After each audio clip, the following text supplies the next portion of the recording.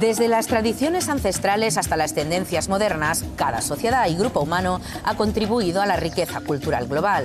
La religión, las artes, la historia e incluso la economía forman parte de la cultura. ¿Pero cualquier cosa es cultura o hay mucha incultura vestida de culta? Se lo preguntamos a Jorge de los Santos. Buenos días, Jorge. Buenos días, Monse. Empecemos ya de entrada definiendo qué se entiende por cultura. Pues así como sintetizando mucho, porque es una definición compleja, yo te diría que cultura son todos aquellos flujos formativos que no vienen determinados o que no vienen, digamos, promocionados por nuestro código genético. Alguna vez ya hemos hablado aquí que los seres humanos, nosotros no somos animales fijados, parafraseando un poco a Nietzsche, ¿no? O sea, que nunca estamos completos, nunca estamos cerrados, nunca estamos concluidos, que siempre podemos ser otro y estamos en continua transformación, ¿no? Ahí es donde interviene el concepto este de cultura. O sea, todo lo que suministra, lo que emerge de la cultura es lo que posibilita esa continua transformación. Y ahí pues tienes a Shakespeare, pero tienes el no comer con la boca abierta, tienes el acceder, digamos, por tu condición de lenguaje a un idioma concreto, o tienes el saber abrir un grifo, ¿no? ¿Qué función? Bueno, primero, claro, del no comer con la boca abierta depende de qué cultura también. Depende de qué cultura, sí, sí, porque luego hay, digamos, la cultura en sentido genérico en el que hablamos, y hay las culturas propias de cada lugar, y hay un concepto también de cultura, que es lo que hacían los salones decimonónicos, las clases pudientes, pues recitando, digamos, pues los versos de Homero en griego antiguo, ¿no? ¿Qué funciones cumple o debería cumplir la cultura? Pues, Monse, yo cumple dos cuestiones fundamentales, o sea, sin las cuales no es imaginable siquiera pues lo humano y menos la existencia humana, ¿no?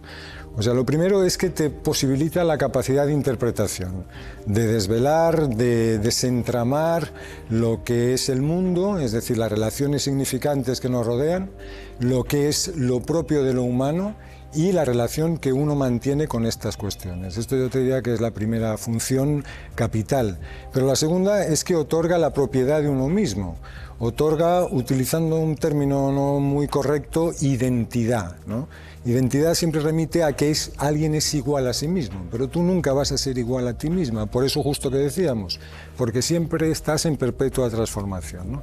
Pues esa también, esa perpetua, ese poder ser en cualquier momento quien no eres, eso te lo posibilita también la cultura y es la segunda gran función que yo creo que cumple. Aparece en escena la contracultura. ¿Sería una forma de cultura el hecho de ir en contra de la cultura imperante? Sí, sí, sí, naturalmente, porque la cultura tiene esta cuestión, o sea, la cultura como son un montón de elementos, digamos, los que emergen del sustrato cultural, pues siempre hay unos que se hegemonizan, hay unos elementos que se hacen hegemónicos, que se hacen preponderantes. Entonces salen líneas, digamos, que intentan poner en cuestión, porque eso es algo que posibilita la cultura y no, por ejemplo, la moral. La cultura puede ser crítica con ella misma, de forma que transforme la propia cultura. Ese es el proceso de emergencia de las formas culturales, ¿no? Y la contracultura en este sentido pues es una manifestación que intenta no hacer hegemónico, o sea, dejar de que sea hegemónico ciertos rasgos culturales, evitando, esta sería la segunda función, el convertir los propios en hegemónicos. Tienes muchos ejemplos, pues los hippies, la generación beat, los Kerouac y compañía, tienes el punk, por ejemplo. Pasa que normalmente la contracultura pues acaba siendo asimilada por el sistema. Yo recuerdo hace unos años pasar por delante de unos grandes establecimientos y ver a una chica trabajando allí afanosamente en el escaparate porque había una pintada que ponía la marca tal es contracultura. Y digo, hostia, yo pensaba que estaba limpiando el grafiti, ¿no? Y lo que estaba era un vinilo, era colocando el vinilo conforme era una publicidad de la propia marca. Somos contracultura, ¿sabes? O sea, quiero decirte, esta asimilación, este englutir, digamos, lo que es contracultural, es propio de cualquier sistema cultural hegemónico. O sea que al final la cultura se alimenta de esta contracultura que también se acaba convirtiendo en cultura. Exactamente, al final acabas comprándote las pulseras de los punk, pero en la marca aquella que te cuestan un pastón, ¿sí? La incultura sería el antónimo más directo que tiene la cultura. Sí, en principio sí, por su definición sería lo contrario. O sea, la incultura, Montse, básicamente yo creo que es la imposibilidad de intervenir. O sea, precisamente como no tienes, o sea, al tener una incapacidad, digamos, para descifrar, o sea, para desentramar, para leer o interpretar lo que es tu entorno y lo que son los otros seres humanos, te lleva a la inacción. Esa inacción además te imposibilita el proyectar las cosas, porque tampoco entiendes lo precedente. O sea, es una especie de errancia, o sea, un vagar, un deambular, digamos, el ignorante, que limita extraordinariamente las capacidades de resistencia a lo dado, o sea que de alguna manera se esclaviza, digamos, con lo dado. Esas son las penosas consecuencias, digamos, de la incultura. ¿Y cómo puede darse la incultura con las posibilidades? Pensando que todo el mundo quisiera ser culto, pensando en todas las posibilidades que hay, ¿por qué pervive la incultura? Supongo que te refieres sobre todo en una sociedad hiperinformada. Sí, perdón. Sí, claro. No, o sea, que está muy informada, tienes a tu abasto, ¿no? Que tienes todo un abanico ahí tangente. Bueno, ahí T.S. Eliot, el poeta, ya se hacía normalmente dos preguntas consecutivas que sintetizaban una idea, ¿no? Él decía, ¿qué fue de la sabiduría que perdimos con el conocimiento? ¿Y qué fue del conocimiento que perdimos con la información?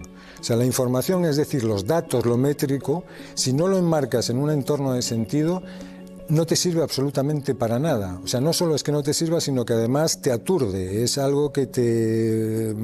Y además, en eso que decíamos, en eso de darte la propiedad de ti mismo, de generarte identidad, normalmente te fanatiza, porque utilizas el sesgo de confirmación para justificar lo que tú ya sabes y lo que tú ya crees, ¿no? O sea que yo creo que el confundir los tres conceptos, tienes el ejemplo del nuevo rico de la cultura, del pedante, del petulante, del snob, perfecto, o sea, de algún cuñado que otro, ¿no? Que toma la cultura como alguno que otro, ¿no? Ya ves que no los incluyo a todos, ¿no?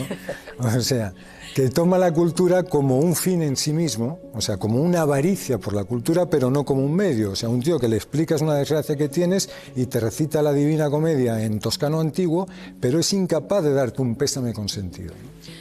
Y ahora mismo la incultura va ganando por goleada, estamos a veces demasiado preocupados y no es así. Yo me temo que sí, Montse, yo me temo que sí, porque la incultura está deviniendo en un mundo que se nos hace cada vez más incomprensible, más difícil de sujetar, más difícil de desentramar o de desenmascarar. La incultura, desgraciadamente, está deviniendo una forma de resistencia, o sea, una forma de una defensa absolutamente humillante, triste y esclavizadora, ¿no?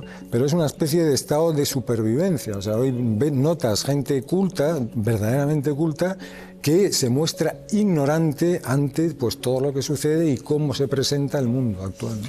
Pues veamos cómo se presenta el mundo dentro de... En breve, ¿dónde nos llevaría la sociedad inculta? Es decir, hay que ser muy agoreros y pensar que esto puede llegar al colapso de una civilización o no, o ha pervivido siempre y... Yo creo, Montse, o sea, cada vez que una civilización o una cultura en sí mismo o una sociedad desaparece, lo que le precede justo es que antes la domina la incultura. O sea, una sociedad, te digo el Imperio Romano, por ejemplo, pero cualquier otra, perece justo en el momento en que deviene inculta. Si te usas el ejemplo de los pueblos nativos norteamericanos, primero, naturalmente, son pasados por las armas, esto es impepinable, pero después son zambullidos, son sumergidos, son ahogados en una cultura que no comprenden, que no pueden descifrar, para la que su propia cultura no sirve para nada. O sea, son encaminados a la incultura.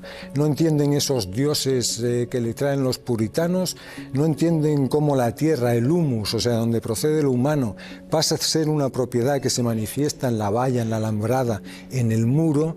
No entienden ciertas técnicas que hacen que el límite no se establezca, todo sea disponible, o sea, que no haya un número determinado de bisontes que matar, sino que puedes matar todos los bisontes que te dan la gana. No entienden, por ejemplo, los narcóticos que les suministra esta nueva cultura, que les ha hundido. O sea, narcóticos, normalmente los alcoholes destilados, que no se toman en una ceremonia, en el marco de una ceremonia, sino que simplemente se toman como un aturdimiento, y todo eso hace que ellos, digamos, como cultura desaparezcan, como civilización desaparezcan, ¿no? Por eso la incultura es justo lo previo a la desaparición de cualquier civilización o cultura. Acabamos por hoy. Otro día tendríamos que hablar de los ancestros y su memoria y lo que nos tienen que haber transmitido y lo que se ha olvidado. Pues es un temazo, Monse. Volviéndonos incultos. Muchas gracias por haber venido, Jorge de los Santos. Gracias a ti por tu hospitalidad. Gracias.